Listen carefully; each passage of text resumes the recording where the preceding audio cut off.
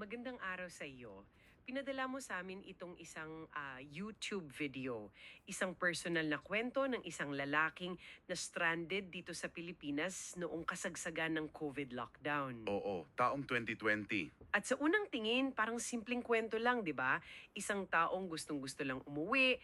Pero habang pinapanood mo, unti-unting lumalabas na, teka, may mas malalim pa pala dito. Tama, kasi nagsimula lang to sa isang canceled flight pero nauwi sa isang kwento ng himala, mga propesiya, at saka isang matinding pag-aatake sa organisadong relihiyon. Oo nga. So ang pag-uusapan natin ngayon ay hindi lang yung kung ano yung nangyari sa kanya, kundi kung paano binibigyang kahulugan ng isang tao ang sunod-sunod na events sa buhay niya, lalo na sa panahon ng krisis. Eksakto.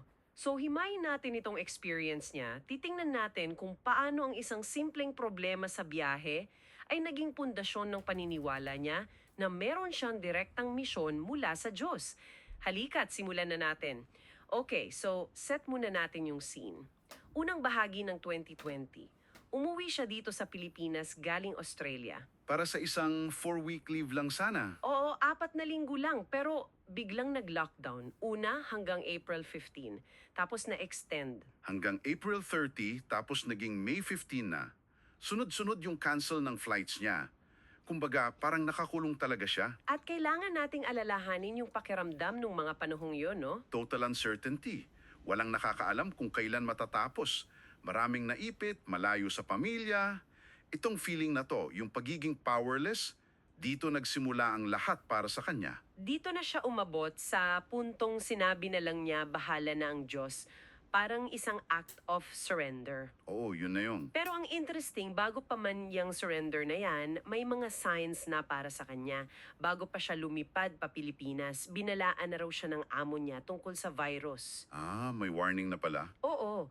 At sa mismong araw ng flight niya, March 7, nag-post daw siya nakakalat ang coronavirus sa Pilipinas at marami ang mamamatay. Para sa kanya, hindi to basta hula, parang premonition. Dito natin nakikipa yung simula ng pagbuo ng isang naratibo. Hindi na to basta-basta nagkakataon lang. Oo. Yung mga naunang babala, yung sarili niyang post, nagiging parang foreshadowing na sa mas malaking kwento. Kumbaga, nagkakaroon na ng kahulugan yung mga pangyayari bago pa man mangyari yung sinasabi niyang himala. Ulatan mo na sa na yon, dito na pumasok yung isang napaka-personal na experience niya. Habang stranded siya, bandang March 22, nagkaroon daw siya ng isang napakalinaw na panghitiin. Isang vision. Oo, nakita niya raw ang sarili niya sa loob ng isang hukay. Paikot-ikot, hindi makaakyat. Malinaw na simbolo ng pagkakatrap niya sa lockdown. At sa gitna raw ng desperation na yon, sa pangitiin niya, lumitaw daw si Jesus. Tinulungan siyang umakyat sa isang poste. At tinawag pa siyang best friend. Oo, best friend daw. Ang pinaka-interesante sa lahat, para sa kanya, ay yung sinabi raw ni Jesus na wala akong ginawa. Para sa kanya, simbolo to ng kababaang loob ng Diyos. Teka, so paano niya ininterpret yun? Yung wala akong ginawa. Ano ang ibig sabihin ng hukay, ng poste, para sa kanya? Sa interpretasyon niya, yung hukay, yun yung lockdown. Yung pag-akyat sa poste ng walang kahirap-hirap, yun na raw yung himala ng pag-uwi niya. Okay. At may binigay pa raw ng mga numero sa kanya, room 09 at saka 109, na naging propesya niya na iko-quarantine siya sa isang hotel. Grabe. Dito mo makikita kung paano ang isang internal psychological event, isang vision, ay nagiging blueprint para intindihin yung mga nangyayari sa labas. Binigyan na niya ng framework yung sitwasyon niya. Okay, so meron na siyang spiritual blueprint. Pero sa totoong buhay, syempre, kailangan pa rin kumilos, di ba? Dito na pumasok yung pamilya niya. Pinatawagan niya sa anak niya ang Australian Embassy. At ang sagot ng embassy ay yung classic na bureaucratic response. May flight pero fully booked na. Fully booked. Ang alok sa kanila, flight papuntang Brisbane. At dito naging crucial yung desisyon niya. Oo nga eh. Kasi ang isang practical na tao, baka kunin na yung Brisbane flight, di ba? At least makakaalis na ng Pilipinas. Pero tinanggihan niya. Bakit daw? Ang rason niya, mapapalayo pa rin siya sa pamilya niya sa Sydney pagkatapos ng quarantine sa Brisbane. Mas gustuhin pa raw niyang maghintay.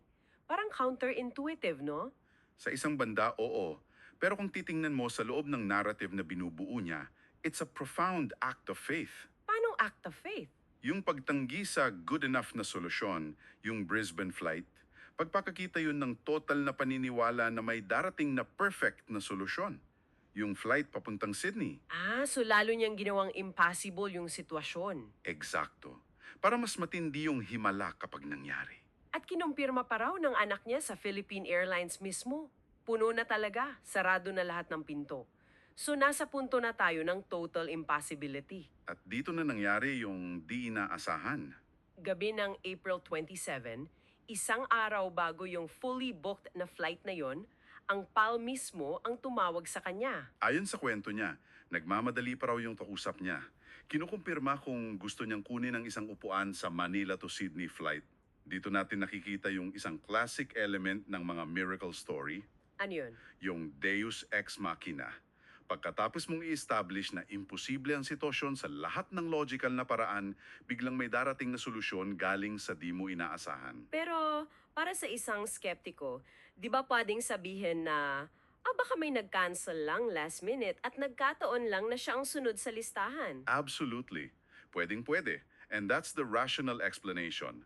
Pero ang mahalaga sa kwentong ito ay hindi kung ano yung totoong nangyari sa booking system ng PAL, kundi kung paano ito binigyang kahulugan ng subject. Okay, so nasa interpretation. O, para sa kanya, yung timing ay hindi coincidence, divine intervention yon. Yung himala ay wala sa event mismo, kundi sa kahulugang ikinabit niya rito. At dahil sa biglaang tawag, nagkaroon ng matinding rush. Kailangan niya ng travel pass, medical clearance, nagkaroon pa ng drama sa munisipyo, mahabang pila, tumaas pa yung blood pressure niya. Pero pinasingit daw siya. Oo, bawat maliit na tulong, bawat hadlang na nalampasan, nagiging parte na ng mas malaking kwento ng himala para sa kanya. Eksakto. Ang bawat hakbang mula sa pangitain, sa pagtanggi sa Brisbane flight, sa tawag ng PAL, hanggang sa pagpayag ng mga tao sa pila, tinitignan niya hindi bilang magkakahiwalay na swerte. Kundi bilang isang serye ng mga pangyayaring inayos. Oo, inayos ng isang mas mataas na kapangyarihan. Isang coherent, divinely authored story, kumbaga. So, nakarating siya sa airport. Akala mo tapos na pero hindi pa. May isa pa siyang konfirmasyon. May nakausap siyang isa pang lalaki na papunta ring Australia. At anong nangyari doon? Nagulat siya nang malaman niyang sa Brisbane ang destinasyon nung lalaki. At bakit tumahalaga? Kasi, kinuwento raw nung lalaki na 3 araw na siyang tumatawag sa PAL at sa embassy. At pareho ang sagot, fully booked na ang flight pa Sydney. Yun. Ito yung tinatawag na external validation. Ano yon? Hindi na lang ito sarili niyang karanasan. May ibang tao, isang stranger, na nagpapatunay sa imposibilidad na kanyang nalampasan. Para sa kanya, ito na yung resibo. At dahil sa resibong yon, dito na sumabog yung kwento. Hindi na lang tutungkol sa isang himalang pag-uwi. Para sa kanya, pruweba na to ng misyon. Dito na niya sinabing siya raw ay isang mensahero ng Diyos na may power of mind. Dito na nag-shift ang buong naratibo. Yung himala ng flight, hindi na yun yung main event. Naging ano na lang siya. Naging credentials na lang niya. Ito yung nagbibigay sa kanya ng otoridad para sabihin yung mga susunod niyang claims. Yung power of mind, madalas yan nauugnay sa konsepto ng manifestation o yung tinatawag na confirmation bias. Paano yon? Kapag may malakas kang paniniwala, mas napapansin mo at binibigyan mo ng importansya yung mga pangyayaring tumutugma doon na lalong nagpapatibay sa paniniwala mo. At para patunayan yan, naglabas na siya ng listahan ng mga diumano'y hula niya. Bagyong Yolanda noong 2013, yung pagkatunaw ng yelo sa Alaska na sinulat daw niya noong 2018 at nangyari noong 2019. Pati yung pagsabog ng Bulkang Taal. Oo. So, ang mga ito, para sa kanya, ang ebidensya ng kanyang direktang koneksyon sa Diyos. At itong koneksyon na to ang naging sandata niya para sa pinakamabigat niyang mensahe, isang matinding kritisismo sa organisadong relihiyon.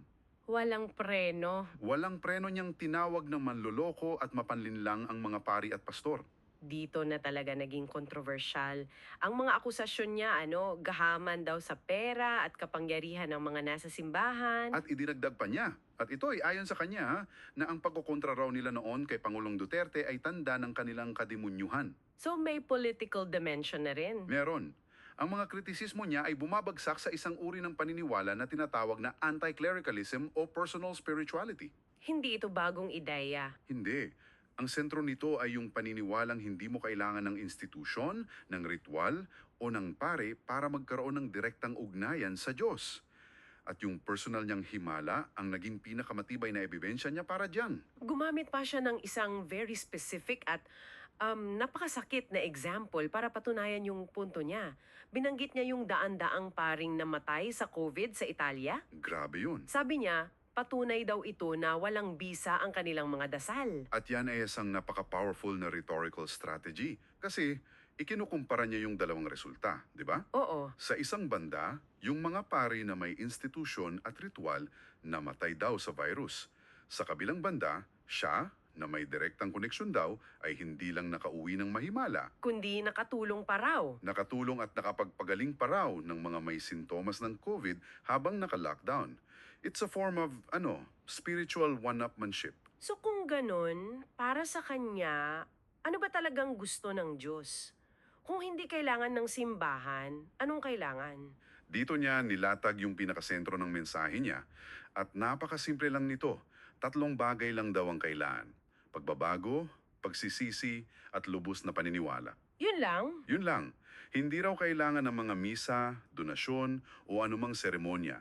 Ang mahalaga ay yung direktang ugnayan at pananampalataya. At seryoso siya sa misyong ito.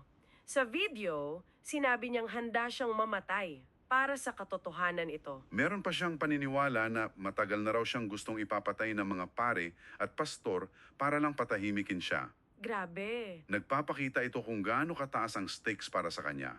Hindi na to isang opinion lang, isa na itong spiritual war. At siya, dahil sa experience niya sa lockdown, naniniwalang nasa frontlines siya. Nakakatuwang isipin, no? Anong nakakatuwa dun? For the airline, it was just another phone call to fill a seat. Para sa kanya, boses ng Diyos yung nasa kabilang linya. 2 completely different realities for the exact same event. Kaya ayon, nagsimula tayo sa isang simpleng kwento ng na-stranded na pasahero at dinala tayo sa isang salaysay ng banal na intervensyon, mga propesiya at isang radikal na pag-atake sa mga pundasyon ng organisadong relihiyon. Napakakomplikadong paglalakbay. At ang karanasang ito ay isang napakalinaw na halimbawa kung paano maaaring bigyang kahulugan ng isang tao ang isang matinding krisis gaya ng isang global pandemic gamit ang lente ng kanyang pananampalataya. Totoo. Pinapakita nito kung paano hinuhubog ng isang napaka-personal na karanasan, lalo na yung pakiramdam ng kawalan ng pag-asa na sinusundan ng di inaasahang kaligtasan ang buong pananaw ng isang tao. At ito ang iiwan naming tanong para pag-isipan mo. Sinasabi nung nagkwento na hindi pinapakinggan ang kanyang buong mensahe dahil nasasaktan daw ang mga tao sa kanyang kritisismo sa kanilang reliyon. Gaano kadalas hinahadlangan ng sarili nating mga nakasanayang paniniwala ang ating kakayahang pakinggan ng isang naiba o mapanghamong pananaw sang-ayon man tayo dito sa huli. Maraming salamat sa pakikinig. Ang taong tinutukoy dito ay si Narciso Olalo. For more information about Narciso Olalo, please visit his YouTube channel. Thank you very much.